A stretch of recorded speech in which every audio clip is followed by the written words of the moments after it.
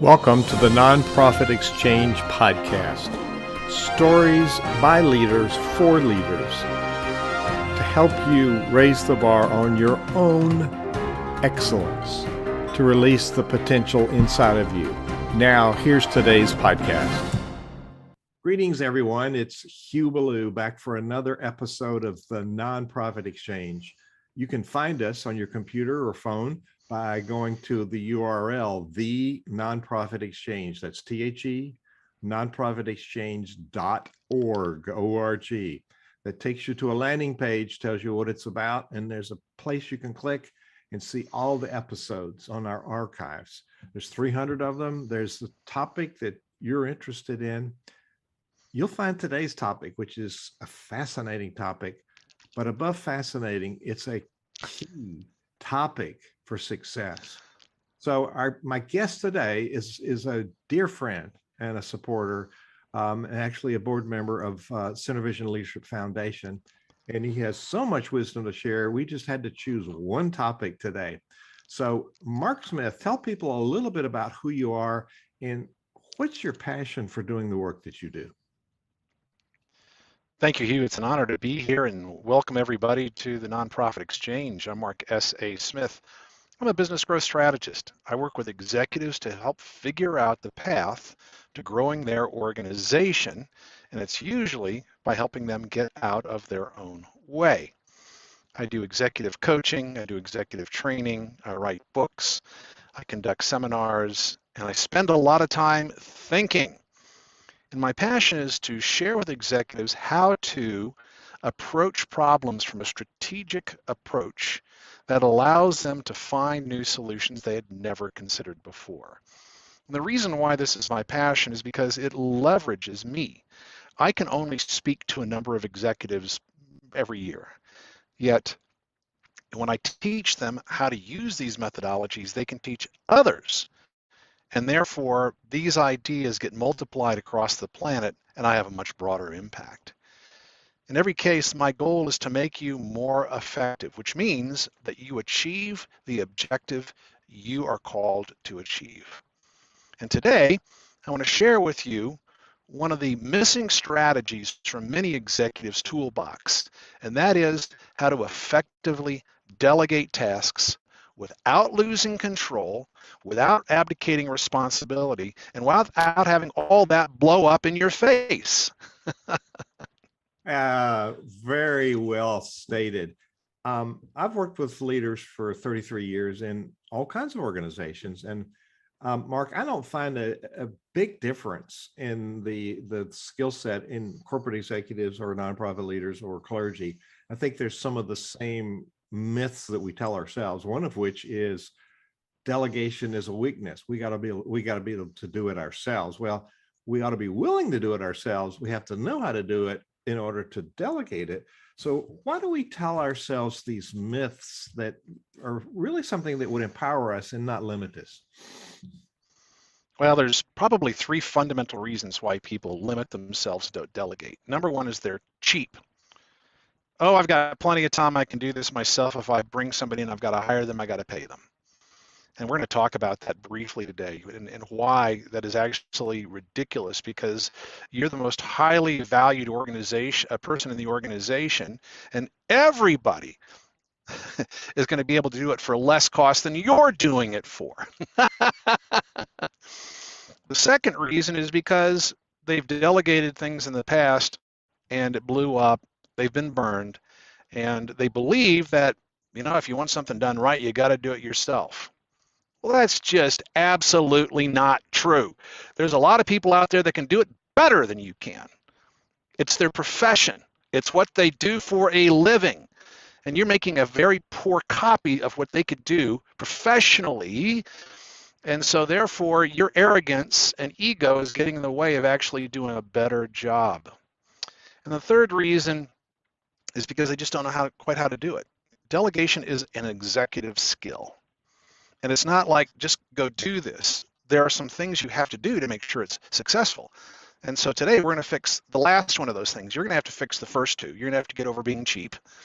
You're going to have to get over yourself that you're the one that can do it best. And what we can focus on is, okay, then how do we actually get this done? This is a topic near and dear to my heart. As you know, I champion transformational leadership as a style of leadership. And number one is to find things that you can let go of, that other people can do for you. And like you pointed out, probably better than you could do it. So there's a number of reasons. Those are three good reasons. I think there's also the reason that people want to be in control more so than and they lose control by that whole thing. So Mark, I have seen in the last many years, and it's been compounded with this current pandemic, but it didn't start here. It's been going on for many years. The burnout, especially, and it's huge with clergy, but a nonprofit, the Meyer Foundation did some research, and years ago, before the pandemic, it was 45% of leaders were burned out and leaving the profession. 75% were looking at the door to exit. But that's the situation that we contribute to. Tell us how that works, and how does delegation help us with the burnout piece? Well, so first of all, burnout happens when you have more decisions to make than you have cognitive capacity to make them. The truth is you can only make so many decisions a day. At the end of the day, you're out of decision-making power. So Steve Jobs wore the same outfit every day because it was one less decision he had to make. He was driven to work because there are thousands of micro decisions that have come into play when you drive down the road. You ever wonder why you're so exhausted after 8 hours of driving? Because you've made hundreds of thousands of decisions. Most of them subconsciously, doesn't matter. The exhaustion comes from decision fatigue. And so what we have to do is look for ways of reducing the number of decisions that we make. And so that we can handle the complexity of the organization because we reduce the number of decisions that we make. So even if a task takes a moment, even if you can do it better than anybody else, if you can delegate it to somebody else, that's one fewer set of decisions you need to make, which reduces your cognitive burnout. And the way to summarize this is executives have more on their to-think list than on their to-do list, and that's your real value to the organization. So we've got to take things off your plate. We've got to reduce the amount of cognitive load you have so that you reserve your decision-making power for those that have the highest impact and the most value. Let me throw one more at you. That's very helpful. Thank you. The leader is the visionary. Now, visionaries are rarely tactical in addition to being visionary. So we're doing something that's not in our skill set normally. What do you think of that? Well, I think what happens is that most leaders are tacticians that are attempting to be visionaries. They haven't been taught strategic tools. And so they're trying to focus on the how to versus the what we're trying to accomplish and why. And that's one of the biggest challenges that we face is that transition from moving from a tactical thinker, which is all about getting it done, to the strategic thinker, which is all about the vision. And so if you're going to be a visionary, you have to have the tools to be a visionary. You have to leave behind the do how, because do how is ephemeral. How we get things done has a lifespan to it. Yet, as a vision maker, strategic skills are eternal. It's one of the most amazing things. People say, oh yeah, but I got to know how to do it. No, you got to know how to strategize about it. And that strategic capacity is going to last you for your entire life, but knowing how to do a Facebook ad is going to change in the next 6 months. And therefore, you need to hire somebody that's kept abreast of all those changes. So that's right, because they're passionate about it. That's what they like to do. They're a professional, right? And by the way, we're the leader. We're not the doer. Right. So let's unpack that creating the vision. We want to live in the weeds. And as you know, I've studied the work of Murray Bowen and his 8 leadership concepts. And one of the things that jumps out at me when I work with leaders is the single most important thing that hurts us is he calls over functioning. Yes. do things other people could do for us. Therefore, there's a reciprocity of under functioning. So an That's right. example with our boards, nonprofit leaders tend to hand out all the to-do lists and tell these very skilled people what they want them to do, rather than defining the end result and let the Yes. expert define the pathway. So go back to the let's create the strategy. So that's key. If you're going to delegate, you've really got to give them what the end result looks like. So That's right. take it from there, and then delve into those three things that you said were reasons people didn't delegate. All right. I'm going to actually, I'm going to take a slightly different path. The thing I want to talk about before we dig into how do we do that is put into context your value as an executive. If your organization does $1 million in revenue, you're responsible for $480 per hour of that revenue, 2,000 hours a year. So if you're doing anything that you can outsource for less than your time is worth, you must do so. Now, the way that we come up with that formula is $1 million divided by 8 hours a day times 5 days a week times 52. It's $480.70 an hour. So just round it up. For every million you're bringing to your organization, you're responsible for $500 per hour of that revenues. That is what you're responsible for. So you better use that responsibility well. When it comes to traditional time management, we've heard this forever. We talk about the 4 Ds: dump, delay, delegate, and do. Classic time management. So dump is just get rid of the task. No, I'm not doing that. Delay, just defer the task, and it just might go away, or we'll delay it until we need to because we don't have enough information or not enough resources yet. Delegate, oh, there it is. Can you get somebody else to perform the task? And then do as a last resort. But the problem is that for many executives, delegation leads to abdication of accountability, and that's when you get burned. So here's the solution. Here's how we start. We began with a list of all of your tasks.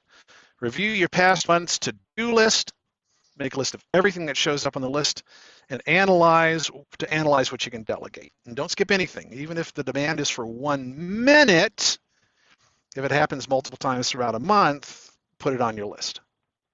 So that's where we start. A list of all your tasks. What is it that you got to do? Then we take a look at those tasks. And the first thing we need to do is identify who is the scorekeeper for each of those tasks and how are they going to judge a good job.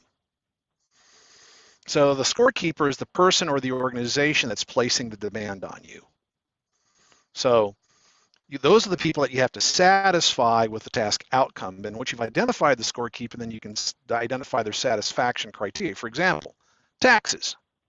All right, who's placing that demand on you? Who's the scorekeeper? The CPA and the IRS.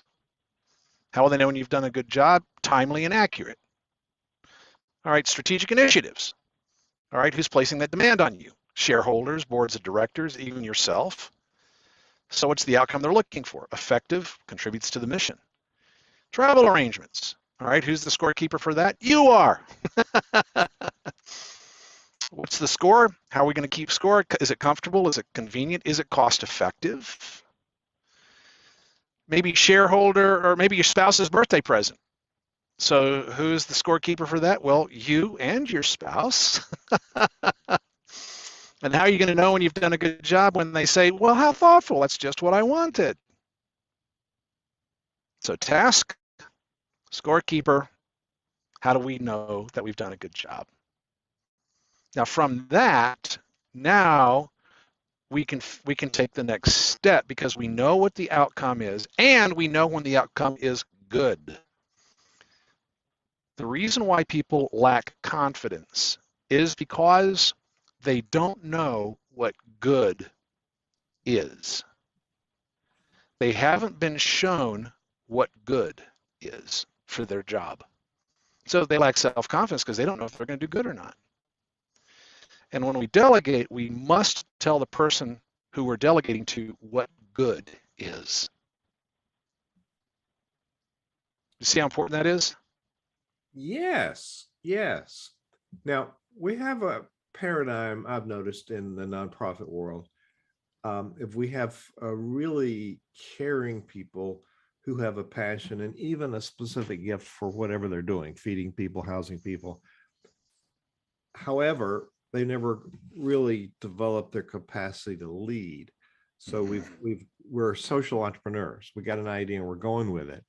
And so one of the pushbacks I hear when you're talking about this assessment, find out where you're spending your time, people have all kind of, they think reasons, I think it's excuses. Oh, I don't have time to do that, I'm too busy. How would you respond to that? The reason why you're too busy is because you have too much on your to-do list. So why don't we take a few things off your to-do list so you're not so busy? I tried that before, but they just didn't perform up to my expectations. Well, did they know what your expectations were? And no. So we're rallying around your third point is people don't know how to delegate. I That's right. think that's probably, we don't have confidence because we dabbled in it and it didn't work. So we pulled it back. And Yes. I wanted to do it myself because I want it done right. Well, how many things can you do? And by the way, if you've got a bunch of volunteers, you're robbing them of an opportunity to share their passion. Come on. Right on. Right on. Right. You are stealing their ability to contribute. Ouch. All right. Now that we know the task, the scorekeeper, and what good is, then we have to identify what skills are required to get to good. So let me ask about good. It could be subjective. So do we run Yes. past any of our core team or our advisors? How do we really get centered on what good is? That depends on the scorekeeper. Good is dependent upon the scorekeeper. Okay. So that's why we have to identify the scorekeeper, because they're the one that's going to decide whether it's good. Sometimes the scorekeeper is internal. Sometimes the scorekeeper is external. Sometimes the scorekeeper is us. It doesn't really matter. We have to identify who is the person who's going to judge goodness. There's usually somebody that we might call a critic that might bring these analytic. I think the scorekeeper, is that somebody with really good analytical skills? Not necessarily. It's the person who decides whether this is good. Such as, for example, in the tax example, the scorekeeper is the CPA and the IRS. Okay. Specific skill set. All right. Specific outcome declared as being good.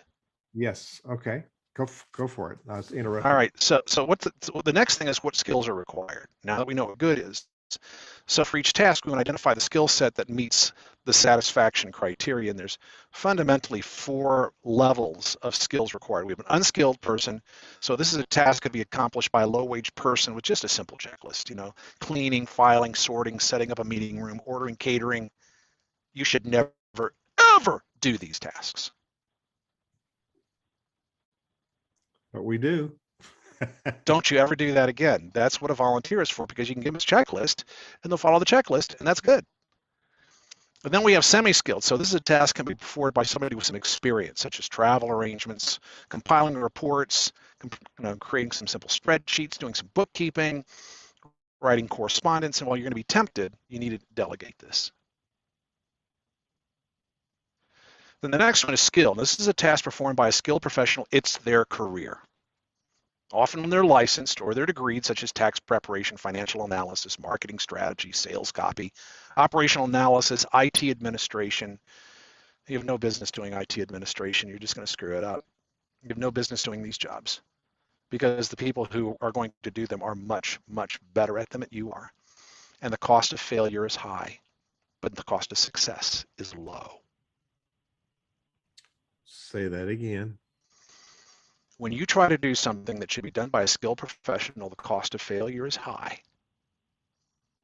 And when you hire them, the cost of success is low.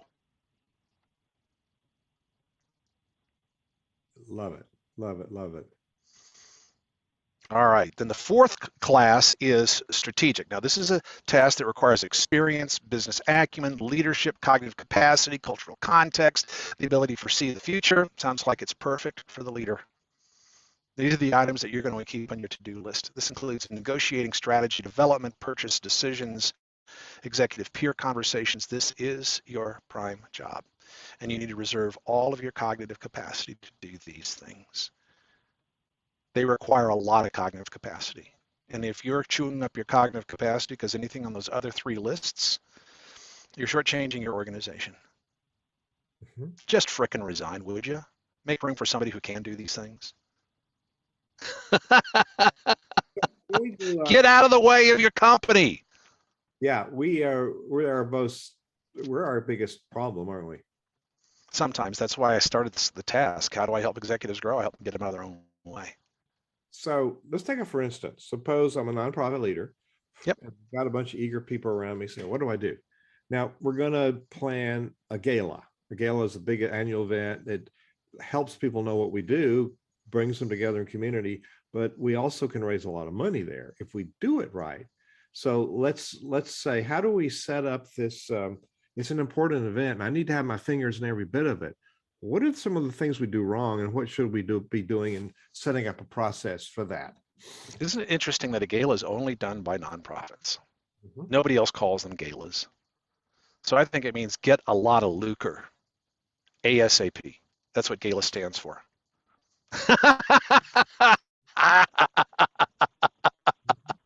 But the people All know right. that they come with their checkbook, so it's sort of an expectation. They do. They come with their checkbooks. They know a gala is a chance where they're going to get gleefully shaken down, and they agree to that. All right. So galas. Who decides what good is for galas? I guess the board should decide because they're the ones responsible. Nope. The board isn't writing any frickin' checks. But the board is responsible for the money. All right. But who's going to be giving them that money? The people, well, the people they influence. All right. So those are the scorekeepers. Those are the people that decide what good looks like. Good should be decided by the people you want to have show up. Everything else is a freaking illusion of your imagination based on some experience you've had in the past, whether it's good or not. So why don't you ask your people who write you the biggest checks what they'd like to have, what they would like the gala to be like? Hmm. What a radical idea! Radical is good. We've had what we call normal, which was really fat and sassy and not really high functioning. We went in the pandemic. People think we're going to a new normal. No, we're in a new radical. So fits right into my thinking. So Right on, friend. New radical. That's what we got to do. All right.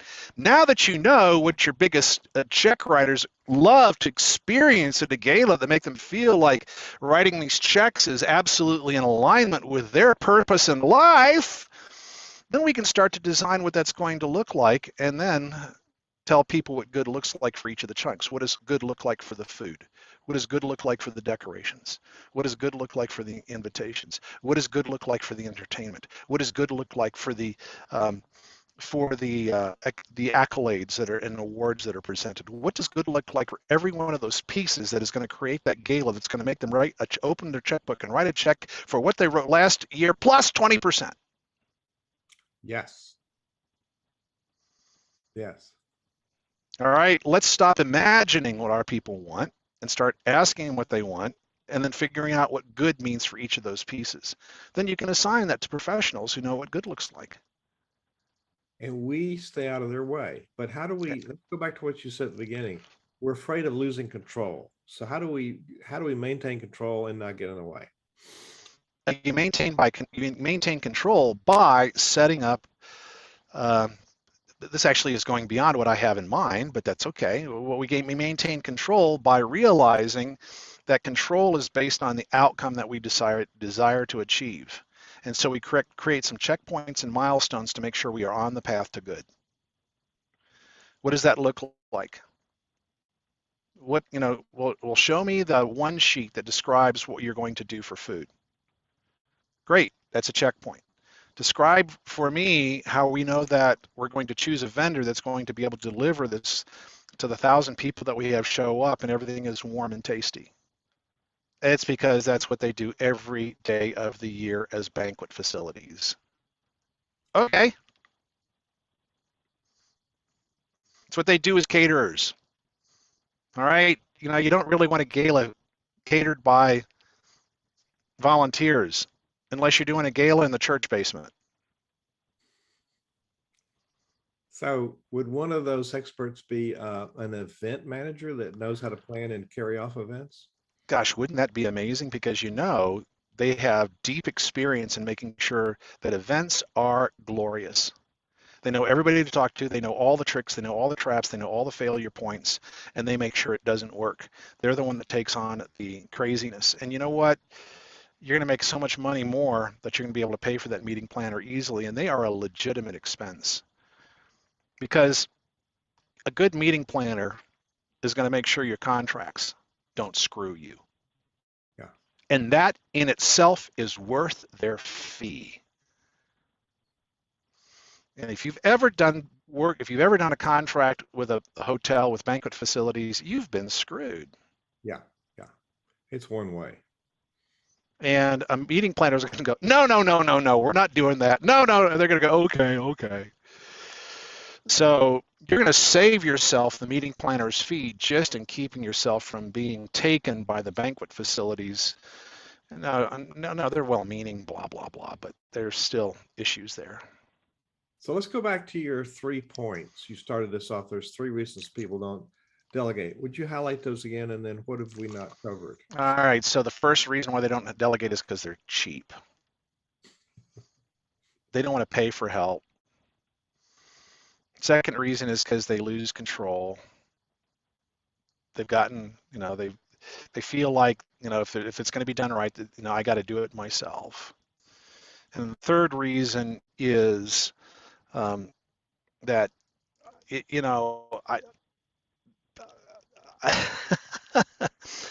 let me see. What was the third reason, Hugh? We don't know how to delegate. You're just testing. There it is. They don't know how to delegate. Thank you for bailing me out of that momentary loss of reason. You're just testing my cognitive abilities. All right. So shall we quickly run through how you delegate this stuff? Absolutely. All right. So, the first, your new mantra is eliminate, simplify, automate, outsource, then insource. Eliminate, can you get rid of this? Can we simplify this so that we can push it down to a non-skilled person if possible? Can we automate this? Is this something that we can turn into a software or something like that? Can we outsource this? Can we hire somebody? And then as last resort, we insource. And insourcing is the most expensive, and the reason why is because you got to hire the person, you got to train them, you got to feed them, all those reasons. So the next step is our tasks that we've identified we're going to outsource or we're going to delegate. We turn them into a procedure with step-by-step instructions. So every task has a start trigger, a procedure, the steps we go through, inputs, what's required to get the job done, outputs, what is created by the task, a stop trigger, which means we're done, and then quality control, which means this is goodness.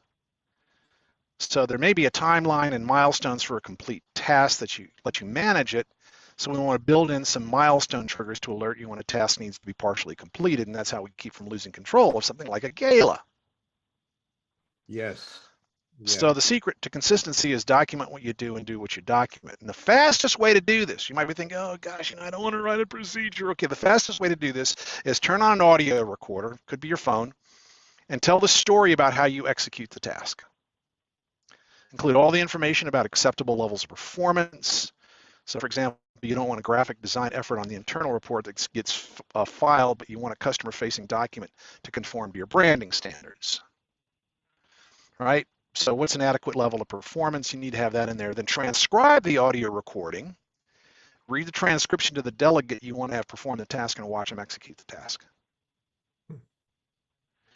And by doing that, you'll figure out if you've missed any steps. So you're going to be looking for unclear instructions, missing steps, quality control metrics, and then you can update your task procedure for document. That way you know that whoever you delegate to can actually do the job. Great. Great. That introspective piece of make sure you didn't leave out something, because sometimes we're so close to it, we have blind spots and we don't know what we've left out. That's right, because we do it just automatically and we don't even think about it as a part of it. But that process right there, tell a story about how you do it, document, just transcribe it, and then read it to somebody who you're going to have do the job. Yes, it's going to take a little training, but once you have them be able to step through it completely, you know they're going to be able to do the task because the process is clear. All right, so then the next step is determine the task triggers. So what's going to start a task, what's going to stop a task? And so you're going to use these triggers to automatically cause the task to get done. So for example, if the task is routine, such as a Monday report, then or on demand, such as you're going out of town to a meeting, those are the types of triggers that you would look at. So then we build a special calendar just for delegation. Hmm. So we're going to build an online calendar like Google Calendar or whatever you want that hosts all the stop triggers and all the milestone triggers. Hmm. This keeps your calendar clear, lets you stay on top of all the delegated tasks. So when you want to trigger a delegated task, you just schedule that on your delegated calendar. And when you want it to be complete, that triggers the assignment via email to the delegate. And when they agree to the appointment, they've confirmed they've accepted the task with delivery on that date. Hmm. Hmm. Wow. How cool is that? This is so helpful, Mark. Thank you. Then you can take a look at your calendar and figure out what's coming up and if you need to check in, how are you coming against that deadline? What do you need? What's missing? Now, routine tasks, such as reports, get scheduled as recurring events. And then part of your daily routine becomes checking the delegate calendar to monitor progress and ensure that all those tasks get completed on time. So the answer to the time, you have to delegate enough stuff to be able to follow up on it. yes, of course, but that's the reason why we delegate via calendar, Mm-hmm. because all tasks have a deadline.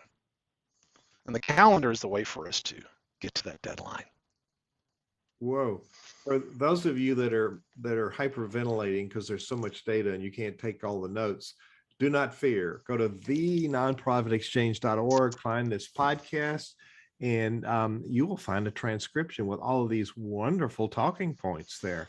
So, Mark, what else do you want to share before, we typically go this amount of time, but we're in bonus territory. This All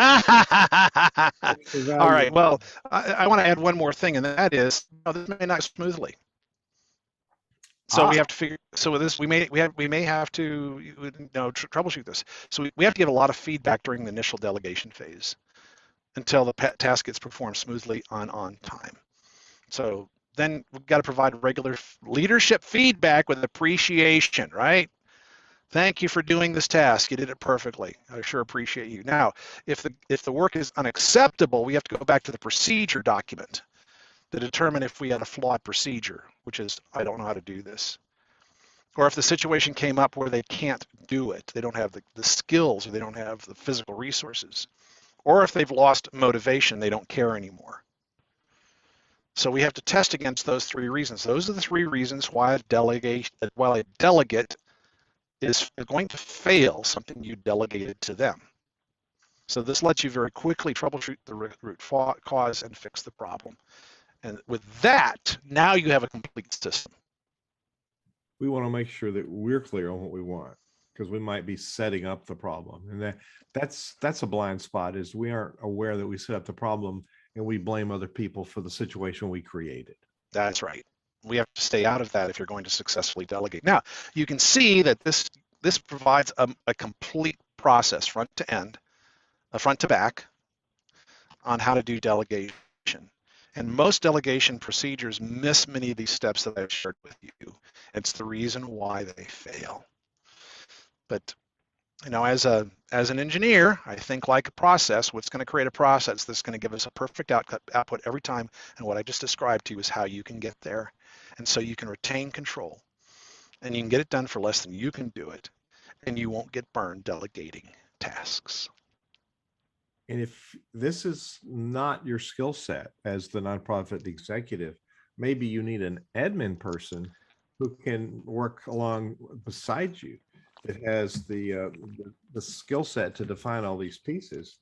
And Mark, it's if we're burned out and we're underwater and we got more to do, there's this time we need to get ourselves out of that bucket. So when we're facing this burnout and we haven't delegated enough stuff, how do we start getting out of that pit? Well, all right. So you have to take something off your plate. To get rid of burnout, you have to take things off your plate. There is no other solution. Things must come off your plate. So what we're going to do is go back to the original 4Ds. Dump. What can I take off my plate that should not be on my plate whatsoever? What can we get rid of? What can we eliminate? Take that off the plate. Not ever going to come back on my plate. Delay. What do I have on my plate right now that I don't have to pay attention to for another 3 months? I can kick the can down the road. Maybe I can renegotiate a deadline. All right, so within those two things, I can take things off my plate and I can get some breathing room. And now I may have enough breathing room to actually figure out how to delegate what else is on my plate. Those first two are very hard when we think, oh, we've got to do this. Well, I think you need somebody to help you figure out why you don't have to do it. Sure. Yeah, why? Tell me why you have to do this report. Well, we've always done it. Well, and then that makes it sacred. So, Mark, this is very, very important data, and it's stuff we could take and use. Start Good. now. Yes. So it's great to get this list, and I'll remind people that you'll find the transcript on this interview page on the nonprofitexchange.org. Go to the archives and look for this one, and you'll see a full transcript of everything Mark talked about today. So you can make your own list from this that you can then use to implement all of these things. So I want to talk about real quick before we end up, the Center Vision has a private community for nonprofit leaders and clergy. And it's where it's peer-to-peer support. It's learning from the material we have from people like Mark and others, and the curriculum I've created in 33 years of doing this kind of work. If you want to apply for membership of the community, you go to nonprofitcommunity.org. It's easy, nonprofitcommunity.org. Look at what it's about. Put your name on the list, and we'll be opening the community pretty soon. And then you can be in this energy field with other passionate nonprofit leaders. So is there something we haven't covered or something you want to end by giving people a tip about today? No, actually, I just want to tell people, they might be thinking, why the heck are you in your truck? Why are you delivering this from your truck? Well, the reason why is because I'm a nomad. I live in the wilderness, and where I am currently camped, there is no cell service. And so I drive 25 minutes to come to a town where I can get enough bars for us to have this conversation. So when I'm in nomad territory where there's no cell service, my truck becomes my office. And as you can see, I've got it all arranged so that I can do all these things. And it actually works great. And then what that means is I have a digital detox every day. I have maybe 3 hours of connectivity, and the rest of the time, it's just thinking time. And perhaps one of the things you need to do to reduce your burnout is to have connectivity hours where after, say, 5 o'clock, you're just not available anymore. And until 9 o'clock in the morning, you're just not available anymore. So that you have enough time to recover. So you have enough time to think, you have enough time to contemplate, you have enough time to connect to your creator, instead of being pulled every direction possible, which is going to contribute to your brain fry. Wise words indeed. Give yourself a break, give yourself a recess, give yourself time to play, time to think. What a novel concept, Mark. This is just powerful. That was worth doing today. That was worth So, Mark S.A. Smith, where can people find you? Oh, the best way to find me is on LinkedIn. Marks on LinkedIn.com, M-A-R-K-S on LinkedIn.com. Just tell me you saw me on the Nonprofit Exchange. I'll be glad to connect with you. If you have a blood spurting problem, Mark, I need help and I need it now. Text me, 719-440-0439. That's 719-440-0439. Text me. Don't leave a voicemail message. That makes me work. And I will respond to you just as soon as I can. We can set up a conversation to see how I might be able to help you with your blood spurting problem. That is a generous offer. Mark S.A. Smith, you'll find one and only among all the Smiths in the world. Brings a great value to me and to leaders all over the world. So, Mark, thank you so much for being our guest today on the Nonprofit Exchange. Thank you for watching the Nonprofit Exchange.